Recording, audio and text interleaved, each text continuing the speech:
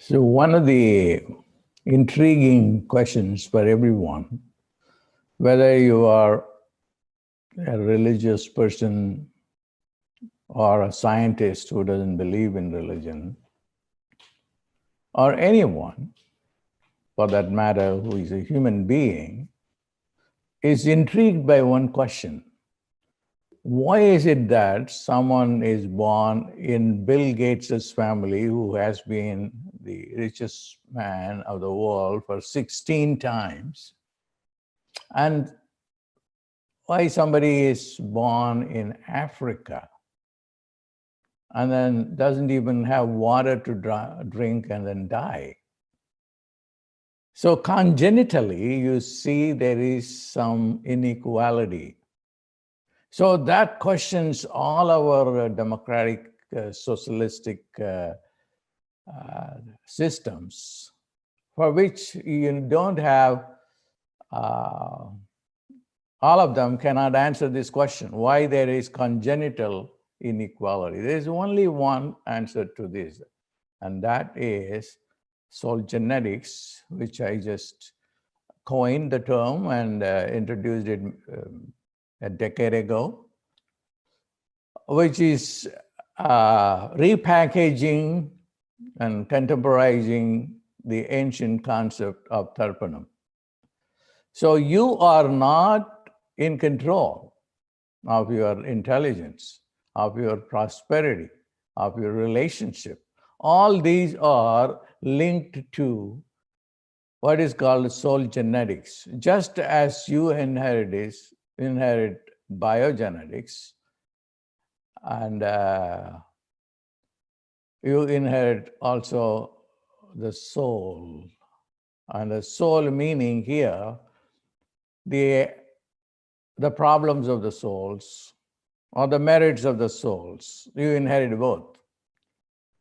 So when you inherit the merit of the soul, then you are born in Bill Gates's family, his children were directly connected to him. And he himself was connected to his ancestors. So his success is not simply his own doing. His ancestors' blessings, incredible blessings to get to that level. So to answer your question, how is it that intelligence is transferred? It is genetically, biogenetically transferred, that is science. But what is religion saying? Now you have to go and ask the fundamental question about the soul. For instance, your heart pumps, and who is making that to happen? The soul. The soul is responsible for your life. And if the soul leaves the body is dead. And the body even is very despicable to look at when the soul leaves the body. But unfortunately, people don't even care for the soul. And they don't want to answer the question, who is pumping the blood? Who is making this heart to pulsate? And who is making you to breathe? Okay. So all these questions are related to the soul. So you have to fix the soul. This is where the uniqueness of this Indian tradition of Tarpanam works in a practical sense. Now, you and your ancestors are connected at the soul level. Your thoughts or his thoughts or her thoughts, because it works for both the ancestors of the mother and father lineage. So you are connected.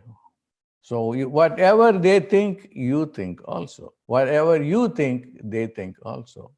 Although they are now not in the physical body, they are solely connected. And this is a great science. And not only science, but a practical wisdom that I have tested on so many people. in many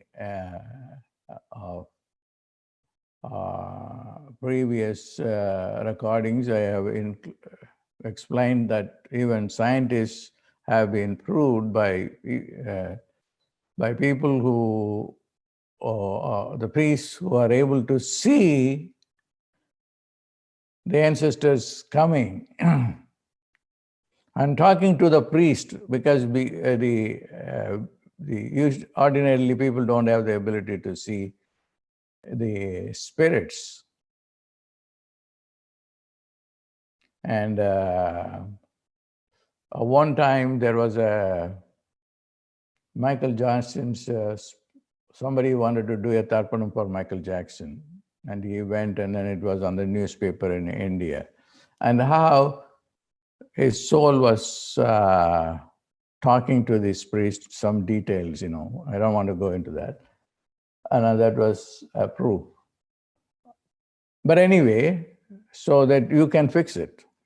So your problems are attributed to your forefathers, are on both the mother and father's side for several generations. They say usually 21 generations. So there is a way to answer the most difficult question of how can I fix my relationship, my finance, my intelligence. All this can be fixed through this ancient technology called Ancestor Tarpanam, offering the food. And then earlier on, I had talked about the substances that are offered to the spirits have the ability to communicate with them. They have special nuclear energy. At some point of time, and I want to do some scientific research on that. So what's the next question? The next question is, you've told us that the ancestors come on the new moon. So what is the significance of the new moon? Why do they come on this day every month? And what's special about the Mahalaya, this particular new moon coming up this week? Now the moon affects the human body and the mind also. This is science too. When it is full moon, you know that people who are mentally disturbed, they are connected by the souls. So they behave, quite hard. Their illness, shows up dramatically during the time of the full moon. And during the new moon, the opposite happens. The mind becomes so quiet, not agitated.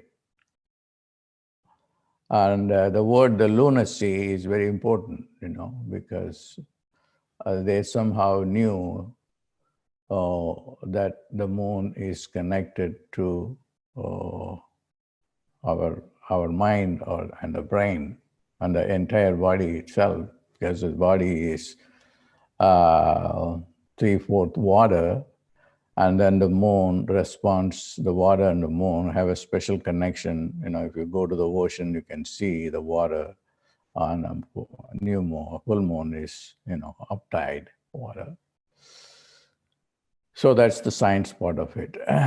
So the moon and the soul, the mind, the brain, the body, they are all connected. So if you miss this is a good question. If you miss this Mahalaya period for whatever reason, it's not you can catch up during the next full moon. So every full moon, you have the opportunity for New moon, connecting with right? New moon. the ancestors. So that's why I encourage people that you have to do at least the simple Tarpanam that you can yourself do, just do it in your bathroom. Or if you want an expert to do it, then you can do that too, okay? So new moon is the time that your soul can connect with the ancestor's soul, or to go by what the tradition says, they come down to your house and knock the door, okay? They are asking for food, and if you give them food, especially this particular food, and then they are happy. And then they are not only happy, their consciousness changes. And then it is a technology to change the consciousness of your ancestors who are suffering in another plane. And by making them happy, then you also impact your own consciousness, your own destiny, your own demerits that are causing a lot of physical problems. So this is why, to answer your question, why the new moon? Mm-hmm. Wonderful, thank you. Another question we get a lot is, who can we do the ancestor ritual for? So we know that it's direct ancestors, parents, grandparents. We know it's relatives, children that have passed on. But some people ask about friends, associates, things of that nature. And in the past, you said that's maybe not the best, but we want to hear about who specifically can we do these rituals for? Generally speaking, you can do it to anyone, but and the response will be better if you do or to your relatives. A non-relative, or you can do to a non-relative too, okay? Because today I'm going to do the Tarpanam, I'm going to do it for Einstein. Just to say some anecdotal thing that I have been working on him for some time. And so it's very interesting that he needs to kind of go to another plane, because before his death, he said, don't put me on artificial breathing or anything. If I'm, fall down, which he did, just take me to the hospital. If I die, don't help me. And prior to that, he said something very interesting. Oh my God, I know a lot of secrets about the universe. Gee, I don't have enough mathematical background to put this together in an equation. So what it meant was, he would die, and then he would be born as a mathematician and a physicist, so that he could accomplish what he could not accomplish in that lifetime. And he's a great brain. He's a great brain, And so I'm going to do something to facilitate, so that if he's not still born, then he'll be able to do better. So anyway, I will figure that out. Mm-hmm. So you can do it for anyone. It's better to do it to your relatives because the response is good, and also karmically it is right. But you can do it to anyone. As I said, it's called Karunya Tarpanam. Karunya means you are very compassionate towards some friend of yours or an acquaintance of yours who died, and then you wanted to help his or her soul to go through, then you can do that. But there's some karma involved in it. Mm-hmm. Yeah. Okay, great. Another question we get is, how do we know when the ancestor has reached that Pitruloka, the higher plane? Because that's where they can bless us the most. We talked about the last webinar. Once they become exalted ancestors, the Pitrus, then we get intense blessings. You said those are closer to God. How do we know if we have any of those? And how do we continue to help our other ancestors get to that higher level? Maybe you should watch your bank balance. if it miraculously you're able to get a contract or something, or somebody gives the money, Mm-hmm.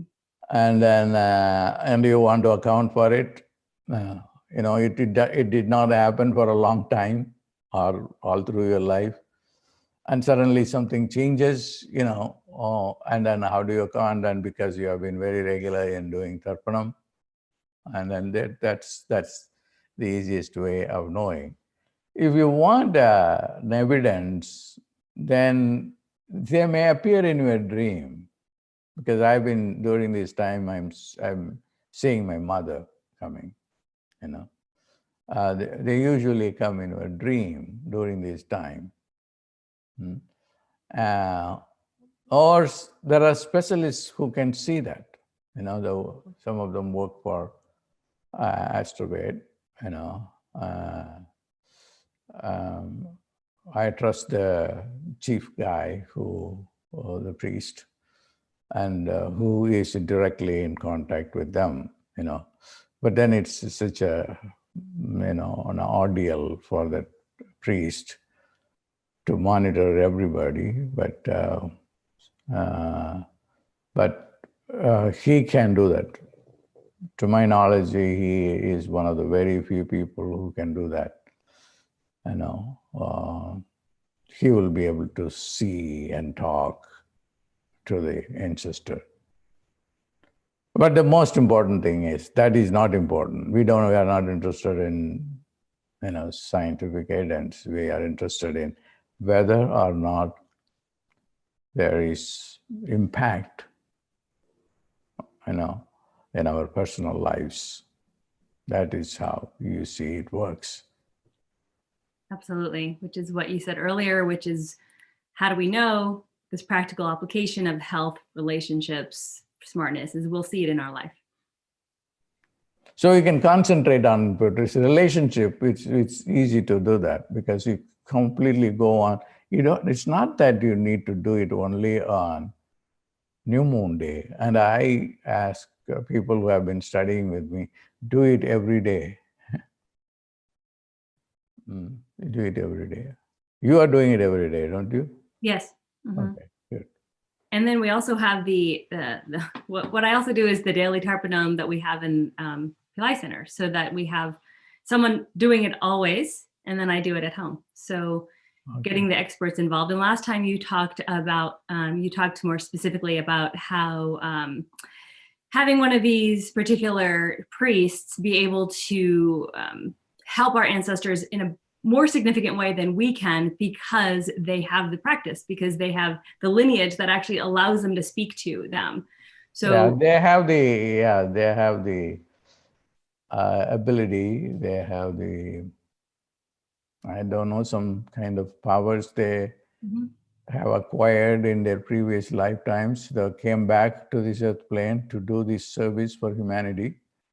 And then they have this ability to talk to the spirits of the ancestors. Yes, exactly. One last question, Dr. Pillai.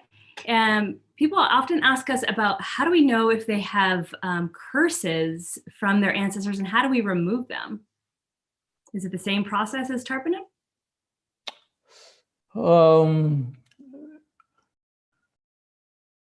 It is different. Although Tarpanam can fix it, the curses have to be removed by directly focusing on the person who may have put the curse on you. And then it is difficult to directly deal with the soul that cursed you. That soul is still going to carry on. And for that, you can do other prayers to gods and goddesses, to intervene on your behalf. And they will go and fix the problem. I just remember Shirdi Sai Baba was one day in a park, and he was like a beggar, he used to beg, actually. It's not a beggar, he was literally a beggar. Not that he could not get the money. He can himself create money and do a lot of miracles, but he would only beg and eat the food that he gathered through begging. One day he was in a park. There was a devotee of him who was born as a frog.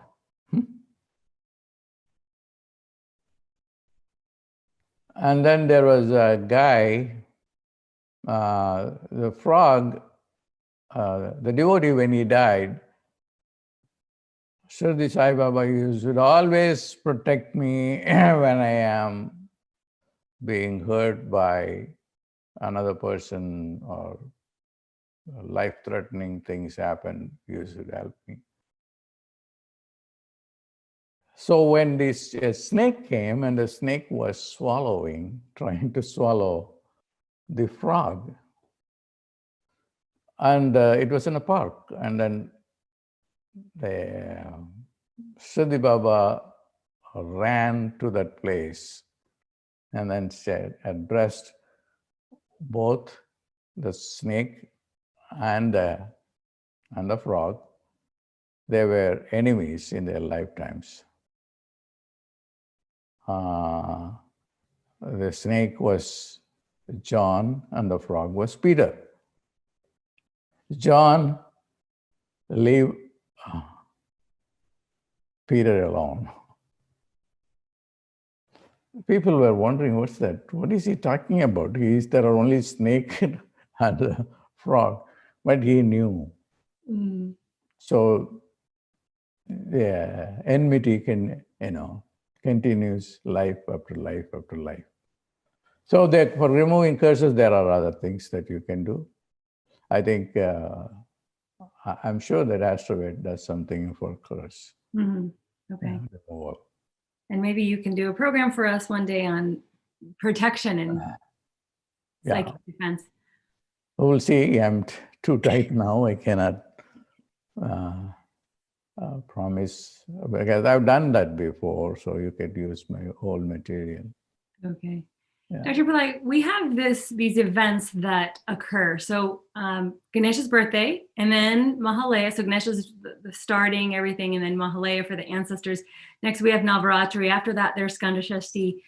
Is there a sequence that happens in which they happen in this particular order, as we move from Mahalaya in a few days on to Navaratri coming up next month, and then Skandashashti the month after? Well, again, these are specific time periods where we come into contact with specific forms of energy. The ancestors' energy now, during the Mahalaya. A month ago, it was Ganesha's birthday. And then next comes the goddesses getting into this earth plane, particularly to kill negativity in general, and then bless you with prosperity. and courage and intelligence, you know. These are the three major themes: intelligence, prosperity, and courage. That will be the 9 days of the goddess. And then again, the 6 days of Muruga, who, I'm going to do both programs, I've been inspired to do that. See, my way of presenting things, I have come here to do it in a different way, just not as a religion, because I just want to myself understand things better, in a scientific way, because science is very precise. And people can relate to it. When I talk about soul genetics, which nobody does. Oh, yeah, right. There is soul, it is passed on, and then I want to know about why somebody is born in Bill Gates' family and somebody in a slum. All these things can be answered scientifically. So anyway, the sequence are representing the time periods in which these gods and goddesses descend into the earth plane to help human beings, because they know that the human beings have limited intelligence and then they need help, and then the gods are infinitely merciful, and they are out there to help human beings to solve their problems.